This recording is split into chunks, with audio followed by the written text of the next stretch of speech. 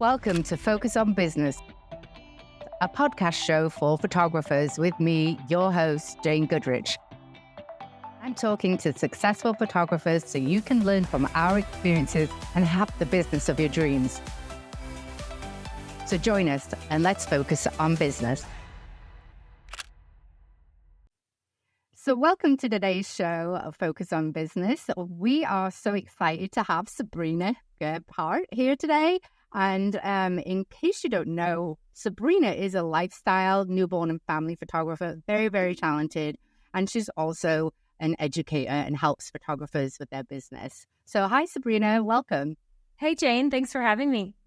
Tell us a little bit more about yourself, like where you're from and what got you started in your business. Yeah. So I am in Fort Worth, Texas. That's kind of near Dallas. And I have been a photographer for over 13 years at this point. And I am married and I have 3 children. I have a high schooler, a middle schooler, and an elementary schooler. So I'm in all of the seasons at one time. And like you mentioned, I have been a photographer for a long time, but I'm also an educator. So I have a podcast, a mastermind. I speak at conferences. I do all the things. So now I'm coaching female photographers to have a business that supports them. So I get to dabble in 2 different things and they both fulfill me differently. But how I got into photography is probably a very similar story to a lot of people out there. My daughter was born and I had not touched a camera for a while. I grew up loving the camera and having parents that love the camera. And then I went to college and I, lived the college life and was exploring different things. Then I got a job in the real world. And when my daughter was born, it made me pick up a camera again. And I realized, oh my gosh, I've missed this. I love this. And how can I be as good at this as possible? So that's how it started. That's amazing. And so you started like 13 years ago. And wow, you have 3 kids across the schools. Are they all 3 different schools? Yes. Different places? Oh. Yes. It's wild. That's amazing. So if you were to travel back in time and whisper something in Sabrina's ear of when you first started, what would you tell your 13-year younger self? Yeah. So I did what I think a lot of people do is a really common mistake that you don't realize you've made until you get to the other side of it. But when I decided that I wanted to start a photography business, instead of paying attention to what was important to me, I paid attention to what everybody else was doing. And I modeled my business after what I thought I had to do, right? I saw what other photographers in the area were charging, what they were offering, how they were marketing, all of those things. And I thought, well, I guess to be a quote unquote photographer, I have to do what they're doing. And surprise, surprise, I ended up not loving where I landed a couple of years later and having to really kind of undo the business I'd created and kind of start fresh to get it to be what I wanted it to be. Yeah, I really find that really good advice because you should stick to kind of what inspires you too. I remember going to a conference and I just sort of had a reality check of like, I actually don't like what I was producing in terms of the work. And I was like, and then I just went back to what I liked, which is very clean, simple, white background. And I was like, this is me. Like, this is what I like. So, and it was actually very freeing too, to be like, this is my art. This is what I do. Versus copying everybody else along the way. All right, cool. So have you been in Fort Worth the whole time? Yes. Yeah. Okay, so you've built your business for 13 years. So this will be an interesting question for you. If you were to move, you can pick wherever you want. Hawaii? Do you want to go to Hawaii? In 3 months, what would be the first thing that you would do? Yeah, so I can speak to this as a coach because I have coached women through this transition before. So I do have some tips, but there's three things that I would encourage you to do. One is as soon as you know you're moving, months in advance, that's when I'd start making all of the SEO changes on your website. Change your location, change what you're talking about, make all those changes because it takes a while for the internet and Google to catch up.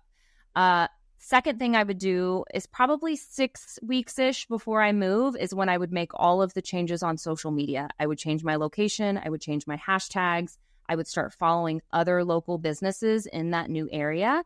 And then the third thing I would do is I would email my current list in my current location and tell them about the move and ask them if they have any connections or friends or any advice about the new area, because you'd be surprised. You'd be surprised about how connected people are and how, oh, I've got a cousin that lives there, or we used to live there. And that just helps build your community, which naturally will help build your business. I think that's a great tip, because when I went full-time, I moved to just outside of New York, but I was living in Chicago at the time. And I still went back, to photograph my favorite clients, but I was doing it part-time in Chicago while I was working, and then full-time. And they referred me to some of my favorite clients. They were best friends that were living there. I love that tip. Did you decide on where you were going to move to? I think actually I would probably move to Colorado. Oh, so, okay. Yeah. That's a very good place. So do you like marketing? And if you do, what is your favorite form? Yeah, I love marketing. I like to play with all of the marketing. I think you can get really creative in what we do. We have a lot of options at this day and age with social media and whatnot. But my favorite is email marketing. That's the only place that you can say that you own. And it's the only way you can ensure that you end up in front of your clients, your audience, your potential clients' faces, right? And it's also a really great place to build connection. I know a lot of people, especially newer business owners, think of email marketing as that's where I'm going to tell them about my specials, my upcoming offers, my availability. And that is true. But it's also a great place to share tips and advice and stories with your ideal clients so that when they are ready to hire somebody, you're the top of mind because they think, oh my gosh, I love Jane. I love how she always talks about houseplants or, hacks that she finds on the internet or shares her favorite reels or whatever, They have a connection point with you and they really like you. And at that point, they can't imagine hiring somebody else because they've connected with you. Yeah, I do really like that because you'll also, once they inquire with you, and if you have it on your contact form, you can send them emails. And I actually, I'm family and newborn too. So, we have a busier season in the fall for the holiday card rush. But so I would plan it out. I would still plan it in January, my whole email marketing, and it's done. And so I think that, and they don't get that many tweaks over the years, so probably get a lot of similar ones. But I love the idea of, I actually would put in some tips on capturing their everyday life. Mm-hmm. So if you need to capture, kids' first steps. So, I kind of like to tailor it based on, if they're a newborn shoot or if they're a family shoot. I think that's great because, we're not going to be capturing every single moment. So if they can open our email for a tip to help them take better pictures every day. Because I found out, and I think also personalizing it too, talk about your kids. If you're a family photographer, talk about your kids. It's my clients always ask about my daughter. It's amazing. Yes. Some of my most responded to emails are where I share the 3 most popular things we ordered on Amazon the last month and how my kids are loving it, or the new game that we got for Christmas that everybody's obsessed with, and I'm just sharing mom to mom, the kind of stuff that I would share with a mom friend at school pickup, I'm just putting it in my email. And yes, it's a business email, but I'm connecting with them mom to mom, heart to heart over stuff that we bond over, Yeah. And people buy from people, right? Yes. So I love that. So you have a lot going on with 3 kids, and I have 1, and I'm I don't know how people do it with more. But you have the coaching and your photography. How do you fit it all in the day? Do you outsource anything, or how do you make that work? Yeah. At this point in my business, I outsource almost everything. I really do. I outsource my editing.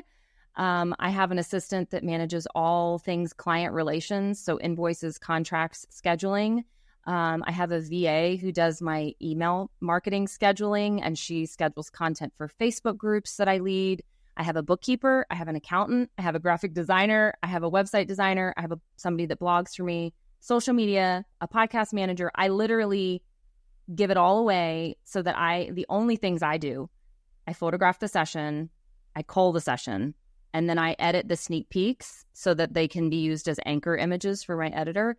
That's the only thing I do for my photography business anymore. So it is a very streamlined. Don't have my hands in a whole lot of it. And the rest of it is stuff regarding to coaching. So it's planning out podcasts, it's writing launch emails, program creation, all of that kind of thing. Yeah. And I think that that's smart. I mean, I think everything that you named, I outsource too. And I still think there's a lot, because, you've still got a lot of things going on. Like, okay, well, what's the next thing? How am I going to get clients? Let me look at that email campaign. You're being the CEO of your business versus doing absolutely everything. Right. And that's one of the things is like newer photographers just realize that it's really hard to do everything. Yeah. And you don't have to do everything. Right. You have to charge enough to be able to outsource, because at the end of the day, the money making is the actual shoot. Right. That's, if I can shoot more, I'm going to make more money because my time is better spent doing something that I'm good at versus accounting. Right. Exactly. Exactly. Or managing a blog post. Everything is just, it's a lot. It's a lot. It is. So I love that. Do you have any seasonality in your business, and how have you sort of, maybe earlier when you weren't coaching and you were just a family and newborn photographer, not just, but that's a lot. Yeah. How did you learn about the ebb and flows of the seasonality? Yeah, I definitely have the same seasonality that you do. I mean, my spring season is maybe more babies, but still the fall is a lot, right? We have all the family photos. There's a lot of fall babies. It's a lot going on. And for the first few years I was in business, I got nervous just like everybody else, thinking every January my business it's over, it's failing, it's ruined, right? But after a while, I started to realize that it is cyclical, it is seasonal, business does come back. And I now, at this point in my business, I crave the slow season. I look forward to it. I really relish in it. I'm like, why is everybody panicking? It's great, Yeah. And I love the time to dig into my business, to, make adjustments and tweaks, to work on my website, to do the quiet things at home.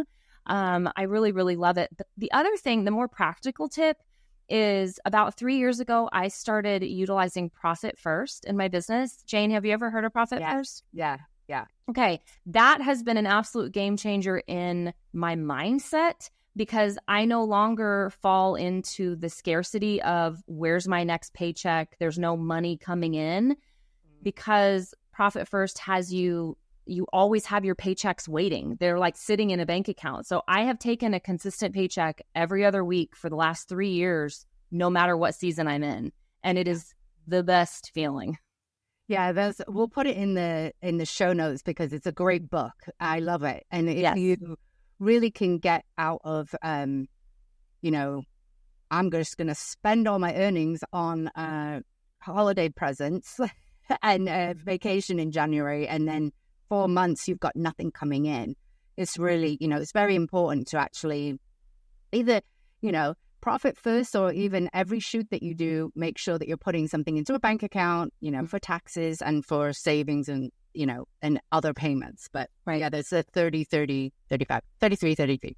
There's that method too. Right. I highly recommend it. I listened to that book. Yes. And he's funny. So it's a really, some business books are hard to get through, but he's entertaining. There's a lot of stories. It's a very good listen or read. Yeah. Yeah. I love that. And so you've been doing this for 13 years.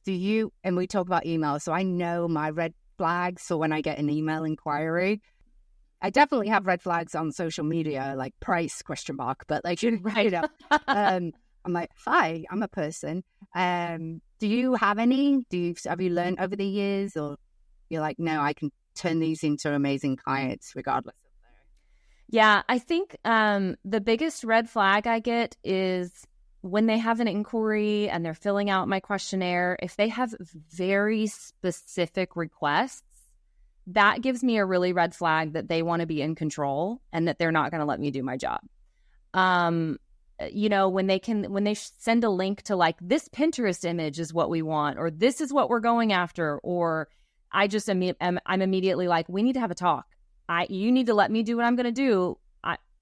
I'm not going to do that, So that shows me there's a control issue, and I've learned over the years to kind of try and pass them off.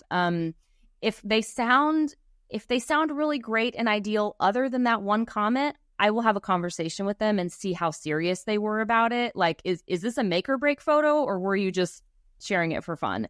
Sometimes it works out and they're great and they're like, oh no, I don't even care if you do that. I just, and it's fine. But yeah, but sometimes they're like, oh no, we need this photo. And I'm like, yeah, we're not a good fit.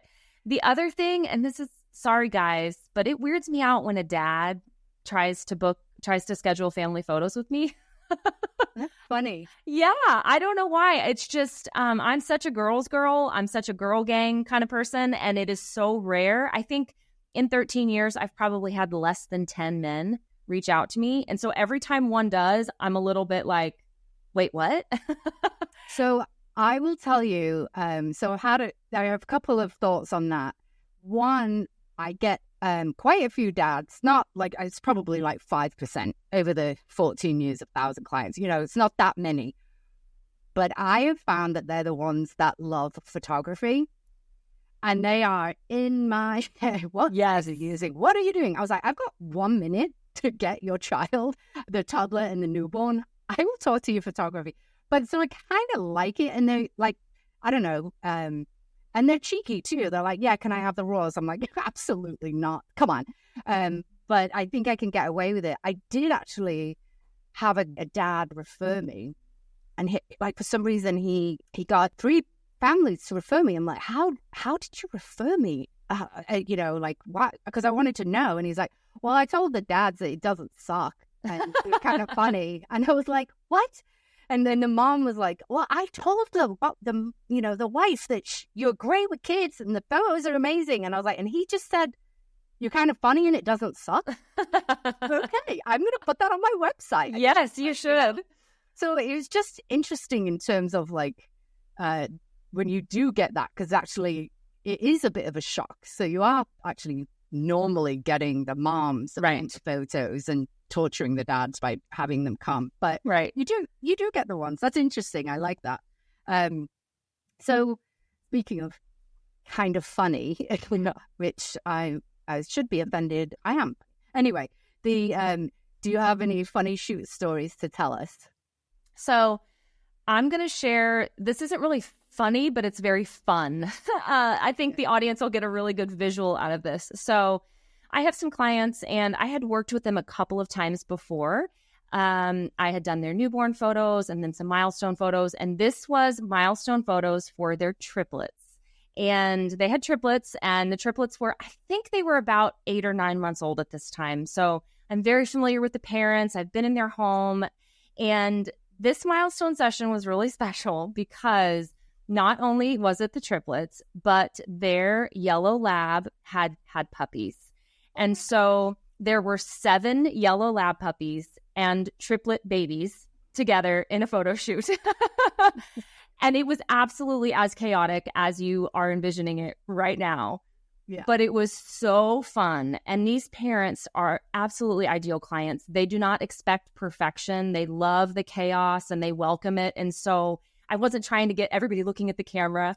But it was exactly what you imagined. We had the babies in their diapers on their back with their feet in the air, and puppies are crawling all over them. And then we did a couple of family shots where mom and dad are literally wrangling the whole herd. Oh, that's amazing. It was so fun. And I regret to tell you that at the time, this was several years ago, at the time, it was before I took behind the scenes footage of sessions. I would give anything to have had like a camera rolling behind me to see all of the wrangling and the chaos, because it was so funny and so fun. But it was a very, very memorable shoot for sure. It's interesting that you say that the triplet, can you imagine the triplet parents are quite chill? Yeah. I do a lot of multiple, because I'm a twin. I think moms, like I just got in with the twin mom crowd. They're really chill. I don't know what it is, and it's great. But I have a triplet story for you. I was about 10 weeks pregnant, and I showed up to a shoot. It was when I was doing in-home sessions. Now you just made me think about it. I haven't thought about it in a long time. And I was excited. It's a twin shoot and everything. And I go in and I see 3 car seats, 3 cribs. And I was like, huh? Why do you have 3? They had told me it was a triplet shoot. But in my head, I was a treat. I was, I had to literally, me and my assistant, turn on the okay, my head now is running 1,000,000 miles, but they were great. I love triplet shoots. I love twin shoots. I love all shoots anyway. Yes, they're fun. My type of personality and style of photography with lifestyle, I kind of love a little bit of chaos. And so the multiples, it's really, really fun for sure. I did a mix of lifestyle in-home. I think I stopped the in-home and did more studio after I had my daughter, because I was like, I couldn't do the traveling into their homes, but now I refer people that do in-homes now. So, and this has been such a fantastic conversation. What would the one tip that you would give to a new photographer just starting out in photography? It's actually has nothing to do with like the photography, the art, the creating, but the business side. I would say be ruthless when you create your availability for clients. I think it's really easy for us to fall into the trap of, I'm a photographer, I'm in business, and then say yes to every single inquiry and opportunity because we think we have to be legitimate and to make money and be profitable. And there is no faster way to overwhelm and anxiety and burnout than over committing. And in order to do that, you have to set some availability, right? You have to say, I'm only going to do this many sessions a week or this many sessions a month, and it's going to be on these days and at these times, and not fall into temptation when you get the inquiry, because you will. That's like, hey, are you available next week? Don't fall into the trap of like, well, I could squeeze you in. No, just push them to when your next available opening is, because your ideal clients will wait for you, and your mental health will thank you.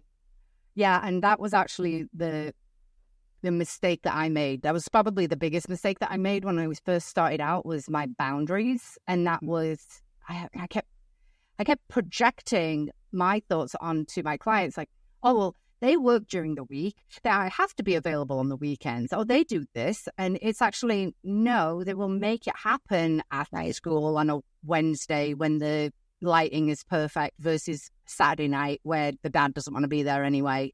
And, they'd rather be out to dinner than on a shoot. So it's like I had no boundaries in time. I did events, but I didn't really like them. But I was saying yes to them because I thought I needed to, because I didn't want to. I was definitely people pleasing. So I love, love, love that tip of like actually having, Mondays and Thursdays, I'm going to be doing my newborn shoots. Fridays I edit, like trying to make a schedule, pretend you're a storefront. Yes, exactly. You're a dentist, Well, yes. You're a legitimate business just like everybody else is. And other than the emergency room, nothing is open 24/7, and you don't need to be too. So, right. Yeah. And that sort of makes me think about the inquiries and the responses, and what do you can actually have, your email. When they fill out your inquiry form, you can have an automatic response to them. So I'll get back to you in 24 hours or Monday through Friday. Put it on your actual emails. Exactly. And then it takes off the stress of responding right away. So we need the immediacy of it. But, you've responded to them, so you can take it off. Exactly.